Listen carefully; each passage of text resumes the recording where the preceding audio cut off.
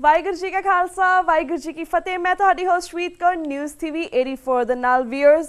ਇਸ ਵੇਲੇ ਦੁਨੀਆ ਦੀ 30 ਮਿਲੀਅਨ ਸਿੱਖ ਕੌਮ ਬੜੇ ਰੋਹ ਵਿੱਚ ਹੈ ਅਤੇ ਇਹ ਵੀ ਮਹਿਸੂਸ ਕਰ ਰਹੀ ਹੈ ਕਿ ਉਸ ਦੇ ਨਾਲ ਬਰਤਾਨੀਆ ਸਰਕਾਰ ਨੇ ਵਿਸ਼ਵਾਸਘਾਤ ਕੀਤਾ ਹੈ।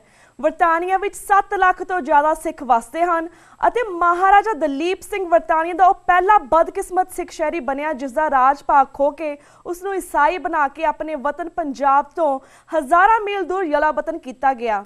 ਉਸੇ ਬਰਤਾਨੀਆ ਦੀ ਧਰਤੀ ਤੋਂ ਆਈ ਇੱਕ ਖਬਰ ਨੇ ਸਿੱਖ ਹਿਰਦਿਆਂ ਨੂੰ ਇੱਕ ਵਾਰ ਫਿਰ ਵਲੂੰਦਰ ਕੇ ਰੱਖ ਦਿੱਤਾ ਹੈ। ਮੀਡੀਆ ਰਿਪੋਰਟਾਂ ਅਨੁਸਾਰ ਨੈਸ਼ਨਲ ਆਰਕਾਈਵਜ਼ ਲੰਡਨ ਚੋਂ 30 ਸਾਲ ਬਾਅਦ ਜਿਹੜੇ ਡਾਕੂਮੈਂਟਸ ਡੀਕਲਾਸੀਫਾਈਡ ਕੀਤੇ ਗਏ ਹਨ ਉਹਨਾਂ ਵਿੱਚ 2 ਉਹ ਡਾਕੂਮੈਂਟਸ ਵੀ ਹਨ ਜਿਨ੍ਹਾਂ ਦਾ ਸਿੱਧਾ ਸਬੰਧ ਜੂਨ 84 ਦੇ ਸਿੱਖ ਘੱਲੂਘਾਰੇ ਨਾਲ ਹੈ। ਇਹਨਾਂ ਡਾਕੂਮੈਂਟਸ ਅਨੁਸਾਰ ਫੈਬਰੂਰੀ 1984 ਵਿੱਚ ਇੰਦਰਾ ਗਾਂਧੀ ਦੀ ਸਰਕਾਰ ਵੱਲੋਂ ਉਸ ਵੇਲੇ ਦੀ ਬਰਤਾਨੀਆ ਦੀ ਪ੍ਰਧਾਨ ਮੰਤਰੀ ਮਾਰਗਰਟ ਥੈਚਰ ਨੂੰ ਇਹ ਰਿਕੁਐਸਟ ਕੀਤੀ ਗਈ ਕਿ ਬਰਤਾਨੀਆ ਸ਼੍ਰੀ ਦਰਬਾਰ ਸਾਹਿਬ ਵਿਚਲੇ ਸਿੱਖਾਂ ਨੂੰ ਬਾਹਰ ਕੱਢਣ ਲਈ ਕੀਤੇ ਜਾਣ ਵਾਲੇ ਫੌਜੀ ਆਪਰੇਸ਼ਨ ਦੇ ਵਿੱਚ ਉਸ ਦੀ ਮਦਦ ਕਰੇ। ਇਹਨਾਂ ਡਾਕੂਮੈਂਟਸ ਅਨੁਸਾਰ ਥੈਚਰ ਨੇ ਇਸ ਮੰਗ ਨੂੰ ਖਿੜੇ ਮੱਥੇ ਪ੍ਰਵਾਨ ਕੀਤਾ ਅਤੇ ਇੱਕ ਸਪੈਸ਼ਲ ਫੌਜੀ ਯੂਨਿਟ ਦੇ ਆਫੀਸਰ ਨੂੰ ਨਵੀਂ ਦਿੱਲੀ ਭੇਜਿਆ ਗਿਆ ਜਿਸ ਵੱਲੋਂ ਬਣਾਈ ਗਈ ਯੋਜਨਾ ਨੂੰ ਇੰਦਰਾ ਗਾਂਧੀ ਨੇ ਬੜਾ ਪਸੰਦ ਕੀਤਾ। ਵੀਅਰਸ, ਆਸ ਕੀਤੀ ਜਾਂਦੀ ਹੈ ਕਿ ਇਸ ਯੋਜਨਾ ਦੇ ਤਹਿਤ ਹੀ ਦਰਬਾਰ ਸਾਹਿਬ ਤੇ ਫੌਜੀ ਹਮਲਾ ਹੋਇਆ। ਇਹ ਦੋਵੇਂ ਡਾਕੂਮੈਂਟਸ ਇੰਗਲੈਂਡ ਦੇ ਵਿਦੇਸ਼ ਮੰਤਰਾਲੇ ਅਤੇ ਹੋਮ ਮੰਤਰਾਲੇ ਨਾਲ ਸੰਬੰਧਿਤ ਹਨ ਅਤੇ ਇਹਨਾਂ ਦੀ ਕ੍ਰੈਡੀਬਿਲਿਟੀ ਤੇ ਕੋਈ ਸ਼ੱਕ ਸ਼ੋਭਾ ਨਹੀਂ ਹੈ। ਇਹ ਖਬਰ ਬਾਹਰ ਆਉਣ ਤੋਂ ਬਾਅਦ ਇੰਗਲੈਂਡ ਦੇ ਸਿਆਸੀ ਹਲਕਿਆਂ ਵਿੱਚ ਵੀ ਇੱਕ ਤਰਥਲੀ ਮਚੀ ਹੈ। ਪ੍ਰਧਾਨ ਮੰਤਰੀ ਡੇਵਿਡ ਕੈਮਰਨ ਨੇ ਵੀ ਇਸ ਮਾਮਲੇ ਦੀ ਮੁਕੰਮਲ ਜਾਂਚ ਦਾ ਹੁਕਮ ਦਿੱਤਾ ਹੈ। ਵਿਰੋਧੀ ਧਿਰ ਲੇਬਰ ਪਾਰਟੀ ਵੱਲੋਂ ਵੀ ਇਸ ਮੁੱਦੇ ਨੂੰ ਬ੍ਰਿਟਿਸ਼ ਪਾਰਲੀਮੈਂਟ ਵਿੱਚ ਉਠਾਉਣ ਦੀਆਂ ਤਿਆਰੀਆਂ ਕੀਤੀਆਂ ਜਾ ਰਹੀਆਂ ਹਨ। ਇਸ ਸਾਰੇ ਇਸ਼ੂ ਦਾ ਇੰਗਲੈਂਡ ਦੇ ਸਿੱਖਾਂ, ਸਿੱਖ ਬਰਤਾਨਵੀ ਰਿਸ਼ਤਿਆਂ ਅਤੇ ਸਿੱਖ ਜਜ਼ਬਾਤਾਂ ਤੇ ਕੀ ਪ੍ਰਭਾਵ ਪਿਆ, ਭਵਿੱਖ ਕਿਹੋ ਜਿਹਾ ਹੋਵੇਗਾ ਅਤੇ ਕਿਸ ਨੂੰ ਜਵਾਬਦੇਹ ਬਣਾਇਆ ਜਾਵੇਗਾ, ਇਹਨਾਂ ਅੱਡ-ਅੱਡ ਸਵਾਲਾਂ ਦੇ ਜਵਾਬ ਅੱਜ ਅਸੀਂ 2 ਵੱਖ-ਵੱਖ ਅਹਿਮ ਸ਼ਖਸੀਅਤਾਂ ਤੋਂ ਲਵਾਂਗੇ। ਸਭ ਤੋਂ ਪਹਿਲਾਂ ਸਾਡੇ ਨਾਲ ਜੁੜ ਚੁੱਕੇ ਨੇ ਸ਼੍ਰੋਮਣੀ ਅਕਾਲੀ ਦਲ ਅੰਮ੍ਰਿਤਸਰ ਦੇ ਜਨਰਲ ਸੈਕਟਰੀ ਸਰਦਾਰ ਜੀਤ ਸਿੰਘ ਆਲੂਵਾਲ ਜੀ। ਵੀਰ ਜੀ, ਵਾਹਿਗੁਰੂ ਜੀ ਕਾ ਖਾਲਸਾ ਵਾਹਿਗੁਰੂ ਜੀ ਕੀ ਫਤਿਹ। ਖਾਲਸਾ ਵਾਹਿਗੁਰੂ ਜੀ ਫਤਿਹ ਭੈਣ ਜੀ। ਜੀ ਵੀਰ, ਸਭ ਤੋਂ ਪਹਿਲਾਂ ਅਸੀਂ ਇਹੀ ਜਾਣਨਾ ਚਾਹਾਂਗੇ ਜਿਸ ਤਰ੍ਹਾਂ ਇੰਗਲੈਂਡ ਦੇ ਵਿੱਚ ਪਬਲਿਕ ਸਾਹਮਣੇ ਆਏ 2 ਡਾਕੂਮੈਂਟਸ ਜਿਨ੍ਹਾਂ ਚੋਂ ਜ਼ਾਹਰ ਹੁੰਦਾ ਹੈ ਕਿ ਇੰਗਲੈਂਡ ਦੀ ਥੈਚਰ ਸਰਕਾਰ ਨੇ ਇੰਦਰਾ ਗਾਂਧੀ ਦੀ ਜੂਨ 84 ਦੇ ਘੱਲੂਘਾਰੇ ਵਿੱਚ ਫੌਜੀ ਮਦਦ ਕੀਤੀ ਸੀ। ਇਸ ਬਾਰੇ ਸ਼੍ਰੋਮਣੀ ਅਕਾਲੀ ਦਲ ਅੰਮ੍ਰਿਤਸਰ ਦੇ ਜਨਰਲ ਸੈਕਟਰੀ ਹੋਣ ਦੇ ਨਾਤੇ ਤੁਸੀਂ ਕੀ ਕਹਿਣਾ ਚਾਹੋਗੇ? ਦੇਖੋ ਜੀ ਭੈਣ ਜੀ, ਇੱਕ ਤਾਂ ਸਿੱਖਾਂ ਨੂੰ ਇਹ ਗੱਲ ਚਿਰਾਂ ਬਾਅਦ ਜ਼ਰੂਰ ਮਹਿਸੂਸ ਹੋਏਗੀ ਵੀ ਪਤਾ ਲੱਗਿਆ ਜੀ, ਪਰ ਸਰਦਾਰ ਸਿਮਰਨਜੀਤ ਸਿੰਘ ਮਾਨ ਲੰਮੇ ਸਮੇਂ ਤੋਂ ਇਹ ਗੱਲ ਨੂੰ ਪੁੱਟ ਅਪ ਕਰਦੇ ਆ ਰਹੇ ਨੇ ਵੀ ਰੂਸ ਤੇ ਇਹ ਬਰਤਾਨੀਆ ਨੇ ਸਪੋਰਟ ਕੀਤੀ ਹੈ ਜਦੋਂ 84 ਦੇ ਵਿੱਚ ਸਿੱਖਾਂ ਤੇ ਬਹੁਤ ਵੱਡਾ ਅਤਿਆਚਾਰ ਹੋਇਆ, ਉਹ ਘੱਲੂਘਾਰਾ ਹੋਇਆ। ਹਾਂਜੀ, ਤੇ ਇਹ ਗੱਲ ਬੜੀ ਸਮਝਣਯੋਗ ਹੋਏਗੀ ਸਿੱਖਾਂ ਦੇ। ਔਰ ਜਿੱਥੇ ਅੱਜ ਸੋਸ਼ਲ ਮੀਡੀਆ ਜਿਵੇਂ ਕਹਿ ਰਹੀ ਹੈ ਵੀ TV 84 ਬਹੁਤ ਵੱਡਾ ਯੋਗਦਾਨ ਨਿਭਾ ਰਿਹਾ ਜੀ, ਔਰ ਸਿੱਖਾਂ ਦੀ ਇਸ ਪਿਛਲੇ ਸਮੇਂ ਤੋਂ ਹੋਈ ਨਸਲਕੁਸ਼ੀ ਦੇ ਸੰਬੰਧ ਵਿੱਚ ਔਰ ਸੋਸ਼ਲ ਮੀਡੀਆ ਦੇ ਨਾਲ ਜੁੜ ਕੇ ਜਿੱਥੇ ਸਾਡੀ ਨਵੀਂ ਜਨਰੇਸ਼ਨ ਨੂੰ ਇਹ ਬਹੁਤ ਵਧੀਆ ਇੱਕ ਮੌਕੇ ਤੇ ਇਹ ਵੀ ਪਤਾ ਲੱਗੇਗਾ ਵੀ ਸਾਡੇ ਸਿੱਖਾਂ ਨਾਲ ਕੀ ਹੋਇਆ ਜੀ, ਔਰ ਕਿੰਨੇ ਮਾੜੇ ਦੁਖਾਂ ਦੇ ਵਿੱਚ ਸਾਡੀ ਸਿੱਖ ਕੌਮ ਨਿਕਲੀ ਹੈ। ਹਾਂਜੀ, ਸ਼੍ਰੋਮਣੀ ਅਕਾਲੀ ਦਲ ਅੰਮ੍ਰਿਤਸਰ ਮਹਿਸੂਸ ਕਰਦਾ ਵੀ ਇਹਦੇ ਤੇ ਸਮੁੱਚੀ ਕੌਮ ਨੂੰ ਆਪਣੇ ਧਿਆਨ ਲਾਉਣਾ ਚਾਹੀਦਾ ਜੀ, ਔਰ ਲੋਕਾਂ ਦੇ ਵਿੱਚ ਦੁਨੀਆ ਦੀ ਇਨਸਾਫ ਪਸੰਦ ਜਿੱਥੇ ਵੀ ਮਨੁੱਖੀ ਅਧਿਕਾਰਾਂ ਦੀ ਗੱਲ ਚੱਲਦੀ ਹੈ ਆਪਣੀ ਗੱਲ ਨੂੰ ਉੱਪਰ ਤੱਕ ਲੈ ਕੇ ਜਾਣਾ ਚਾਹੀਦਾ। ਹਾਂਜੀ, ਔਰ ਅਸੀਂ ਲੰਬੇ ਸਮੇਂ ਤੋਂ ਚਾਹੇ ਕਾਂਗਰਸ ਦਾ ਰਾਜ ਹੋਏ, ਚਾਹੇ ਉੱਥੇ ਬਾਦਲ ਦਾ ਰਾਜ ਹੋਏ, ਚਾਹੇ ਕੈਪਟਨ ਦਾ ਰਾਜ ਹੋਏ, ਅਸੀਂ ਲੰਬੇ ਸਮੇਂ ਤੋਂ ਗੱਲ ਕਰਦੇ ਆ ਰਹੇ ਹਾਂ ਵੀ ਇਹ ਕੌਮੀ ਲੜਾਈ ਸੀਗੀ। ਇੱਕ ਕੌਮ ਨੇ ਦੂਜੀ ਕੌਮ ਨੂੰ ਹਰਾਇਆ। ਹਾਂਜੀ, ਤੇ ਜਿਵੇਂ ਪਿਛਲੇ ਲੰਬੇ ਸਮੇਂ ਤੋਂ ਆਪਾਂ ਪੜ੍ਹਦੇ ਆਉਂਦੇ ਹਾਂ, ਸੁਣਦੇ ਆਉਂਦੇ ਹਾਂ ਵੀ ਜਿਹੜੀ ਜਿੱਤਣ ਵਾਲੀ ਕੌਮ ਹੁੰਦੀ ਹੈ ਹਾਂਜੀ ਉਹ ਹਾਰਨ ਵਾਲੀ ਕੌਮ ਤੇ ਲੜਾਈ ਦਾ ਜਿਹੜਾ ਅਫਜ਼ਾਨਾ ਹੈ, ਲੜਾਈ ਦਾ ਖਰਚਾ ਉਹ ਪਾ ਦਿੰਦੀ ਹੈ ਜੀ। ਸੇਮ ਸਾਡੇ ਨਾਲ ਹੋਇਆ ਜੀ।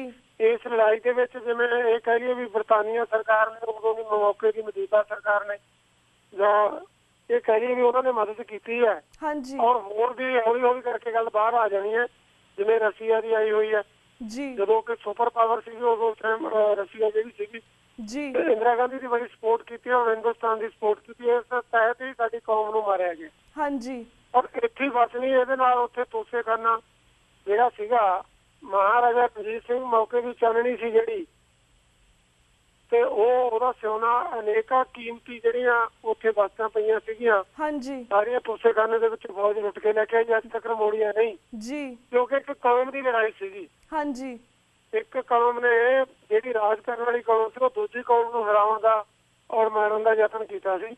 ਹਾਂਜੀ ਪਰ ਦੂਜੀ ਕੰਟਰੀਆਂ ਤੋਂ ਸਪੋਰਟ ਲੈ ਕੇ ਬੜਾ ਧਾਵਾ ਸੀਗਾ।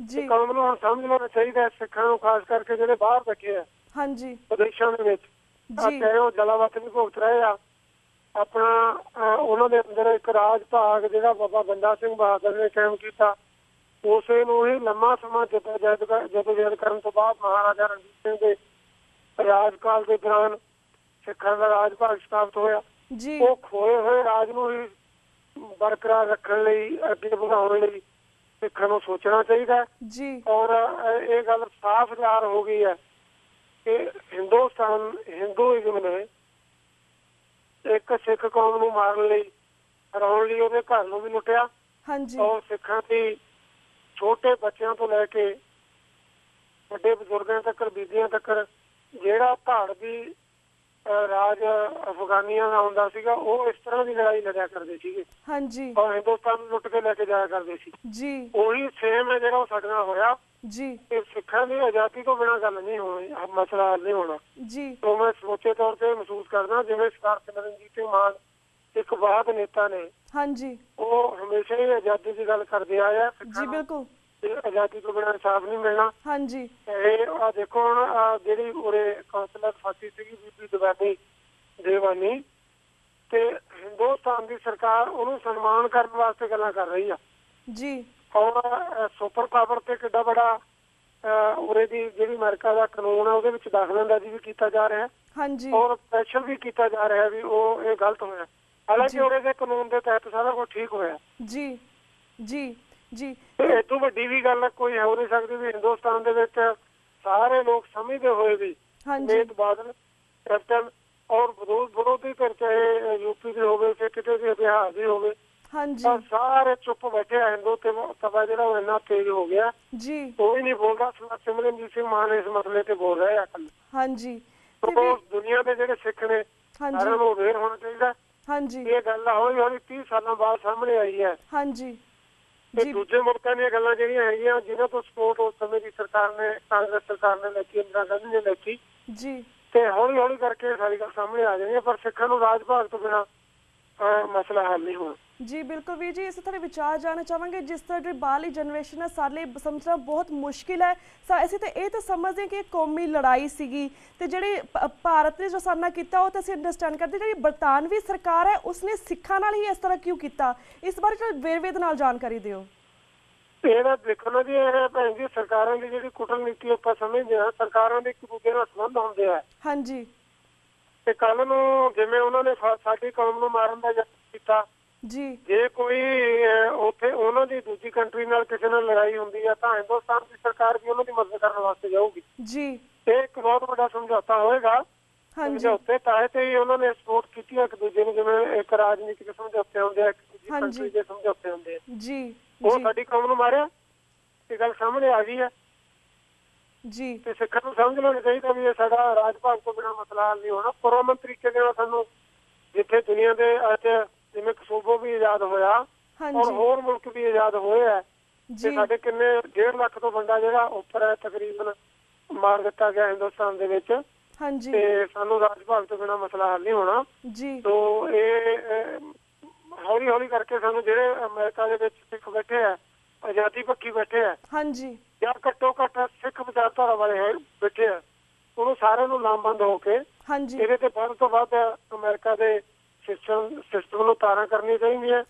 ਔਰ ਜਿਹੜੇ ਉੱਥੇ ਇਹਦੇ ਬਰਤਾਨੀਆ ਦੇ ਵਿੱਚ ਸਿੱਖ ਬੈਠੇ ਆ, ਯੂਰਪ ਦੇ ਵਿੱਚ ਸਿੱਖ ਬੈਠੇ ਆ, ਉਹਨਾਂ ਨੂੰ ਉੱਥੇ ਦੀ ਸਰਕਾਰ ਦੇ ਵਿੱਚ ਇਹ ਪੂਰਾ ਪ੍ਰੈਸ਼ਰ ਹੈ ਜਿਹੜਾ ਜਨਤਕ ਤੌਰ ਤੇ ਪੁਰਅਮਨ ਤਰੀਕੇ ਦੇ ਨਾਲ, ਡੈਮੋਕ੍ਰੈਟਿਕ ਤਰੀਕੇ ਦੇ ਨਾਲ, ਇਨਸਾਫ ਪਸੰਦ ਤਰੀਕੇ ਦੇ ਨਾਲ ਆਪਣੀ ਇਹ ਇਨਸਾਫ ਮੰਗਣਾ ਚਾਹੀਦਾ ਜੀ। ਬਿਲਕੁਲ।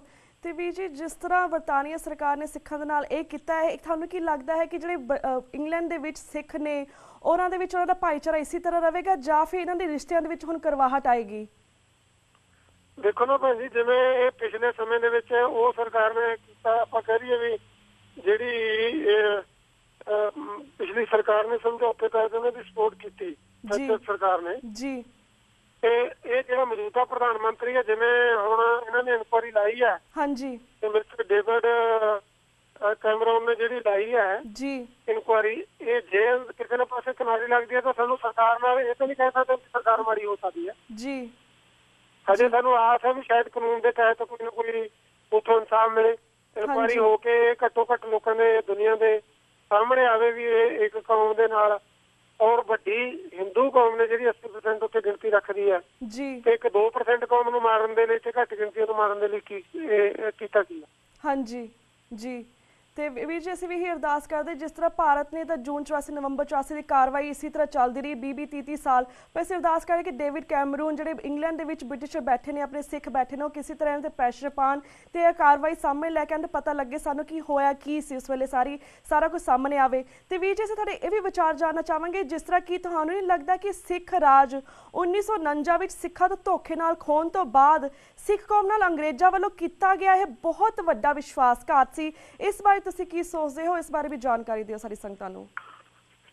ਦੇਖੋ ਭੈਣ ਜੀ, ਗੱਲ ਇਹ ਹੈ ਵੀ ਜਿਵੇਂ ਸਿੱਖ ਰਾਜ ਦਾ ਮਤਲਬ ਪਤਨ ਹੋਣਾ, ਉਹਦਾ ਇੱਕ ਰੀਜ਼ਨ ਸੀਗਾ ਜੀ, ਮਹਾਰਾਜਾ ਰਣਜੀਤ ਸਿੰਘ ਤੋਂ ਬਾਅਦ ਇਹ ਜਦੋਂ ਰਾਜ ਸਥਾਪਿਤ ਹੋਇਆ ਸੀਗਾ, ਉਹ ਬਹੁਤ ਵੱਡੀਆਂ ਕੁਰਬਾਨੀਆਂ ਸਰਦਾਰ ਚੜ੍ਹ ਸਿੰਘ ਹੋਰਾਂ ਨੇ ਤੇ ਅਕਾਲੀ ਫੂਲਾ ਸਿੰਘ ਹੋਰਾਂ ਨੇ ਤੇ ਸਰਦਾਰ ਹਰੀ ਸਿੰਘ ਨਲੂਆ ਹੋਰਾਂ ਨੇ ਬਹੁਤ ਵੱਡੀ ਸਿੱਖਾਂ ਦੀ ਜਿਹੜੀ ਜੱਦੋਜਹਿਦ ਕਰਕੇ ਇੱਕ ਰਾਜ ਸਥਾਪਿਤ ਸੀ, ਜਿਹੜਾ ਬਾਬਾ ਬੰਦਾ ਸਿੰਘ ਬਹਾਦਰ ਤੋਂ ਆਰੰਭ ਹੋਇਆ ਸੀ ਜੀ, ਤੇ ਉਹ ਖਤਮ ਹੋਣ ਦੀ ਮਗਰੋਂ ਉਹ ਵੀ ਇੱਕ ਬਹੁਤ ਵੱਡਾ ਸਾਡੇ ਜਿਹੜੇ ਵਿੱਚ ਵੜ ਗਏ ਸੀ ਉਸ ਸਮੇਂ ਦੇ ਧਿਆਨ ਸਿੰਘ ਡੋਗਰੇ ਹੋਣੀ, ਲਾਲ ਸਿੰਘ ਡੋਗਰੇ ਹੋਣੀ, ਉਹਨਾਂ ਨੇ ਹੀ ਰਾਜ ਦਾ ਖਾਤਮਾ ਕੀਤਾ ਜੀ। ਤੇ ਉਹੀ ਜਿਵੇਂ ਸਿੱਖ ਕੌਮ ਨੂੰ ਉਦੋਂ ਨੁਕਸਾਨ ਹੋਇਆ, ਤੇ ਇਸੇ ਤਰ੍ਹਾਂ ਹੀ ਅੱਜ ਦੇ ਰੂਪ ਦੇ ਵਿੱਚ ਅਸੀਂ ਕਹਾਂਗੇ ਵੀ ਸਿੱਖਾਂ ਦੀ ਮੂਵਮੈਂਟ ਜਿਹੜੀ ਸੰਤ ਜਰਨੈਲ ਸਿੰਘ ਹੋਣਾ ਨੇ ਖੜੀ ਕੀਤੀ, ਹਾਂਜੀ, ਲੰਮਾ ਸਮਾਂ ਲਾ ਕੇ ਬਹੁਤ ਵੱਡੀਆਂ ਕੁਰਬਾਨੀਆਂ ਵੀ ਹੋਈਆਂ ਜੀ। ਤੇ ਚਾਹੇ ਉਹ ਧਰਮ ਯੁੱਧ ਮੋਰਚੇ ਦੇ ਵਿੱਚ ਹੋਵੇ, ਚਾਹੇ ਅਨੰਦਪੁਰ ਸਾਹਿਬ ਦਾ ਮਤਾ ਹੋਵੇ, ਤੇ ਅੱਜ ਉਦੋਂ 84 ਦੀ ਮਗਰੋਂ ਖਾਲਿਸਤਾਨ ਦੀ ਗੱਲ ਹੋਏ ਜੀ, ਤੇ ਉਹਨੂੰ ਖਤਮ ਕਰਨ ਲਈ ਇਹ ਧਿਆਨ ਸਿੰਘ ਡੋਗਰੇ ਦਾ ਰੋਲ ਹੈ, ਜਿਹੜਾ ਸਰਦਾਰ ਪ੍ਰਕਾਸ਼ ਸਿੰਘ ਬਾਦਲ ਤੇ ਨਾਲ ਹੀ ਇਹ ਕੈਪਟਨ ਅਮਰਿੰਦਰ ਸਿੰਘ ਤੇ ਸੁਖਬੀਰ ਸਿੰਘ ਬਾਦਲ ਨੇ ਨਿਭਾ ਰਹੇ ਨੇ ਜੀ। ਤੇ ਇਹਦੇ ਨਾਲ ਨਾਲ ਸਿੱਖਾਂ ਨੂੰ ਇਹਨਾਂ ਤੇ ਵੀ ਕੜੀ ਨਜ਼ਰ ਰੱਖਣੀ ਪਏਗੀ। ਹਾਂਜੀ, ਪਿਛਲੇ ਦਿਨੀ ਤੁਸੀਂ ਦੇਖੋ ਇੱਕ ਪ੍ਰਵਾਸੀ ਸਿੱਖ ਸੰਮੇਲਨ, ਪੰਜਾਬੀ ਸੰਮੇਲਨ ਕੀਤਾ ਗਿਆ ਅਨੰਦਪੁਰ ਸਾਹਿਬ ਦੇ ਵਿੱਚ ਜੀ। ਤੇ ਇਹੀ ਹਿੰਦੁਸਤਾਨ ਦੇ ਜਿਹੜੇ ਹਿੰਦੂਇਜ਼ਮ ਵਾਲੇ ਆਗੂ ਨੇ, ਚਾਹੇ ਉਹ ਬੀਜੇਪੀ ਵਾਲੇ ਨੇ, ਕਾਂਗਰਸ ਵਾਲੇ ਨੇ, ਹਾਂਜੀ, ਚਾਹੇ RSS ਵਾਲੇ ਨੇ, ਉਹ ਵੀ ਇਹੀ ਗੱਲ ਕਹਿ ਰਹੇ ਨੇ ਵੀ ਜਿਹੜੇ ਇਹ ਗਰਮ ਖਿਆਲੀ ਹੈਗੇ ਆ, ਹਾਂਜੀ, ਇਹਨਾਂ ਤੇ ਕਰੜੀ ਨਜ਼ਰ ਰੱਖੀ ਜਾਏ ਜੀ। ਬਿਲਕੁਲ ਇਹੀ ਪ੍ਰਧਾਨ ਮੰਤਰੀ ਦਾ ਜਿਹੜਾ ਬਿਆਨ ਹੁੰਦਾ ਜੀ। ਤੇ ਇਹ ਸਰਦਾਰ ਪ੍ਰਕਾਸ਼ ਸਿੰਘ ਬਾਦਲ ਨੇ ਜਿਹੜੇ ਪ੍ਰਵਾਸੀ ਭਾਰਤੀਆਂ ਨੂੰ, ਪ੍ਰਵਾਸੀ ਪੰਜਾਬੀਆਂ ਨੂੰ ਇਹ ਸੁਨੇਹਾ ਦੇ ਰਹੇ ਨੇ ਵੀ ਅਮਰੀਕਾ ਦੇ ਵਿੱਚ ਜਿਹੜੇ ਜਾਂ ਕੈਨੇਡਾ ਦੇ ਵਿੱਚ ਜਾਂ ਦੂਜੇ ਯੂਰਪ ਦੇ ਮੁਲਕਾਂ ਦੇ ਵਿੱਚ ਜੀ ਬਸ ਰਹੇ ਸਿੱਖ ਨੇ ਵੀ ਉਹਨਾਂ ਤੇ ਕਰੜੀ ਨਜ਼ਰ ਰੱਖੀ ਜਾਏ। ਹਾਂਜੀ, ਇੱਥੋਂ ਇਹ ਗੱਲ ਸਾਫ਼ ਹੁੰਦੀ ਹੈ ਵੀ ਇਹਨਾਂ ਤੇ ਸਿੱਖਾਂ ਨੂੰ ਕਰੜੀ ਨਜ਼ਰ ਰੱਖਣੀ ਪੈਣੀ ਹੈ। ਲਾਲ ਸਿੰਘ ਡੋਗਰਾ ਜੀ ਤੇ ਧਿਆਨ ਸਿੰਘ ਡੋਗਰਾ ਦਾ ਰੋਲ ਹੈ ਜਿਹੜਾ ਇਹ ਨਿਭਾ ਰਹੇ ਨੇ। ਹਾਂਜੀ, ਬਿਲਕੁਲ, ਜਿੱਥੇ ਸਿੱਖਾਂ ਨੂੰ ਆਪਣਾ ਰਾਜ ਸਥਾਪਿਤ ਕਰਨ ਦੀ ਲੋੜ ਪੈਣੀ ਆ ਜੀ। ਬਿਲਕੁਲ, ਪਰ ਇਹਦੇ ਨਾਲ ਨਾਲ ਧਿਆਨ ਸਿੰਘ ਡੋਗਰਿਆਂ ਦੀ ਵੀ ਸਾਨੂੰ ਧਿਆਨ ਰੱਖਣਾ ਪਏਗਾ। ਹਾਂਜੀ, ਬਿਲਕੁਲ ਵੀਰ ਜੀ ਇਹ ਤਾਂ ਸਭ ਕੁਝ ਸਾਫ਼ ਜ਼ਾਹਿਰ ਹੁੰਦਾ ਹੈ ਕਿ ਇਹ ਸਿੱਖਾਂ ਤੋਂ ਡਰਦੇ ਨੇ। ਪਹਿਲਾਂ ਮਹਾਰਾਜਾ ਰਣਜੀਤ ਸਿੰਘ ਦੇ ਰਾਜ ਤੇ ਵੀ ਜਿਹੜੇ ਗਰਮ ਖਿਆਲੀ ਸਿੱਖ ਸੀ ਉਹਨਾਂ ਤੋਂ ਬ੍ਰਿਟਿਸ਼ਰ ਡਰਦੇ ਰਹੇ, ਤੇ ਉਸ ਤੋਂ ਬਾਅਦ ਸੰਤ ਜਰਨੈਲ ਸਿੰਘ ਭਿੰਡਰਾਂਵਾਲਿਆਂ ਕੋ ਇਹ ਇੰਡੀਆ ਦੀ ਗਵਰਨਮੈਂਟ ਡਰਦੀ ਰਹੀ, ਤੇ ਹੁਣ ਸਾਡੇ ਕੋਲ ਬਾਹਰਲੇ ਸਿੱਖਾਂ ਤੋਂ ਜਿਹੜੀ ਬਾਦਲ ਸਰਕਾਰ ਹੈ ਉਹ ਵੀ ਡਰ ਰਹੀ ਹੈ। ਬਿਲਕੁਲ ਸਾਹਮਣੇ ਹੈ। ਤੇ ਵੀਰ ਜੀ ਸਾਡੇ ਕੋਲ ਸਵਾਲ ਤੁਹਾਡੇ ਹੋਰ ਵੀ ਬਹੁਤ ਨੇ, ਪਰ ਸਾਡਾ ਹੁਣ ਵਕਤ ਸਾਡਾ ਵਕਤ ਹੁਣ ਬ੍ਰੇਕ ਵੱਲ ਜਾ ਰਿਹਾ। ਤੁਹਾਡਾ ਬਹੁਤ ਸ਼ੁਕਰੀਆ ਕਿ ਤੁਸੀਂ ਆਪਣੇ ਵਿਚਾਰ ਸਾਂਝੇ ਕੀਤੇ, ਸਾਡੇ ਸਾਰੇ ਸਵਾਲਾਂ ਦੇ ਜਵਾਬ ਦਿੱਤੇ, ਤੇ ਮੈਂ ਤੁਹਾਡੇ ਕੋਲ ਅੱਜ ਇੱਥੇ ਹੀ ਇਜਾਜ਼ਤ ਲੈਣੀ ਹਾਂ। ਵਾਹਿਗੁਰੂ ਜੀ ਕਾ ਖਾਲਸਾ, ਵਾਹਿਗੁਰੂ ਜੀ ਕੀ ਫਤਿਹ। ਬਹੁਤ ਧੰਨਵਾਦ ਡਾਕਟਰ ਸਾਹਿਬ ਹੋਰਾਂ ਦਾ ਸਾਰਿਆਂ ਦਾ ਸਾਰੇ ਪ੍ਰਬੰਧ ਕਰਨ ਦਾ ਜੀ। ਬਿਲਕੁਲ ਵੀਰ ਜੀ। ਤੇ ਵੀਅਰਸ ਇੱਥੇ ਵਕਤ ਹੋ ਗਿਆ ਇੱਕ ਛੋਟੇ ਜਿਹੇ ਬ੍ਰੇਕ ਦਾ। ਕੀਪ ਵਾਚਿੰਗ ਨਿਊਜ਼ TV 84 ਦੇ ਨਾਲ। We'll be right back after a short break.